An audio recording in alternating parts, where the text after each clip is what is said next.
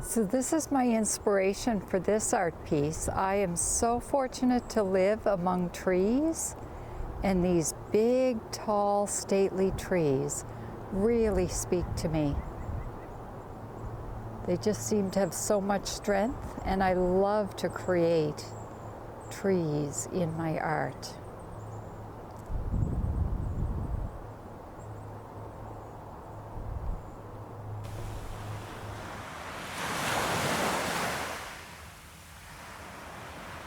Hey there, fellow sea glass lovers, I'm Jackie. Thanks so much for joining me today. So in this video, I'm going to show you a sea glass mosaic tree on this antique window. So one of the most frequently asked questions I get is, can you hang a sea glass mosaic outside?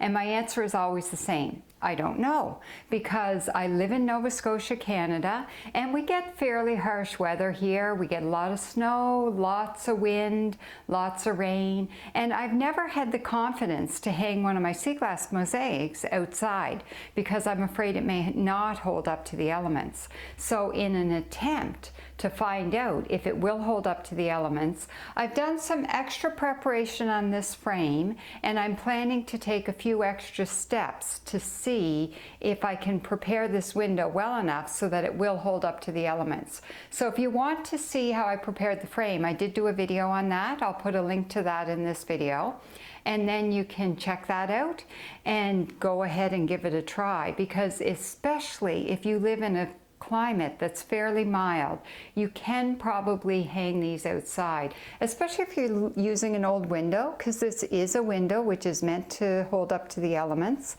and it's a window out of a home in Nova Scotia, so I'm assuming it'll hold up. So we'll give this one a shot. So when it comes to doing a tree, for me, it's all about embracing the brown, because I love brown sea glass. So I have tons of my brown sea glass laid out here. I've got lots of big pieces. I've got lots of small pieces and lots of medium pieces. It gives me tons to work with.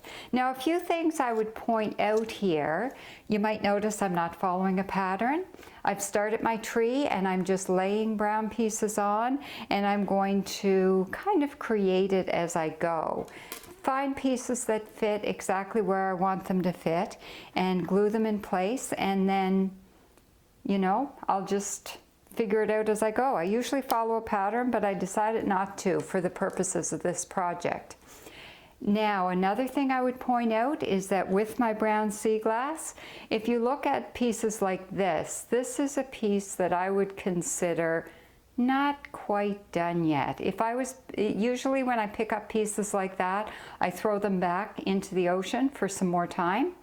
But when I'm using pieces of brown for a tree like this, some big chunky brown pieces, even ones that have some rough edges, can work on your tree because it just adds a bit more texture. So I might include something like that in there if it fits right. The other thing are pieces that aren't flat. Like here's a piece that looks like it's been in a bonfire. Pieces like that, if you put those in a tree, it's going to add a fair amount of texture, because some of the pieces are really flat and close to the glass, and some are popping up quite a bit. And for a tree, so interesting. It just adds so much texture. And another thing you might want to do is look through your sea glass when you're creating a tree and use some nice big pieces. I gotta find some big ones that look kind of like knots in a tree. So, love the brown, embrace the brown when you're creating a tree. So what I'll do is, as I'm going here, I'm going to do the tree, and then I'll fill in the background with white and green, and I'm just going to show you my progress as I go here. So I'm going to be hanging this outside, but I'm using the same silicone that I typically use, the Quick Seal Kitchen and Bath Adhesive Caulk. And if I'm hanging a piece outside, I think the only extra step I would do is that I would still use the same silicone, but I'm going to use a little bit more silicone than usual. So usually I just put on just enough that it will hold it in place. But here I'm going to put on a little bit extra, and it's just to make it a little bit more secure. Now you might find that because you're using extra silicone, you have to go a little bit slower. You probably are going to be a little bit messier because it's going to leave more silicone that might creep out over the edges. But that's okay. It's worth the extra effort to put more silicone than usual. So I'm going to go ahead and fill in my tree, and I'll show you my progress as I go. And then I'm looking forward to getting to the point where this tree can hang outside.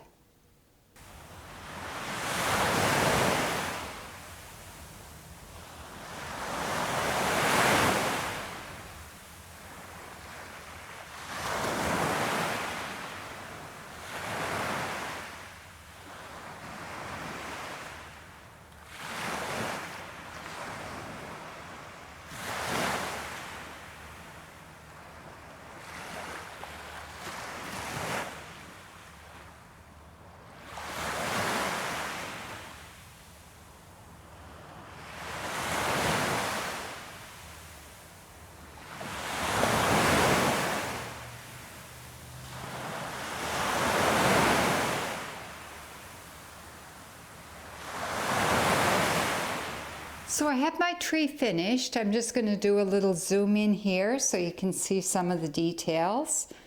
I have a little inukshuk sitting there on the base of the tree. And I have all this white and green going up in the background of the tree. I've included some cool pieces of pottery for the center of some flowers in my background. I've put quite a few flowers in this one just because I love doing flowers with my sea glass, and I think it adds some detail to the background of the tree, and it encourages you to draw in closer to take a look at what else is there in that piece. So I'm not going to hang it outside right away because it needs lots of time to set. I'll show you the back here. So you know a piece is finished and ready for hanging when you can turn it around and look at the back and not see any white. So you can see there on some of the brown pieces the silicone has dried clear, but on some of the more recent pieces like the greens and the whites, you can still see some white silicone.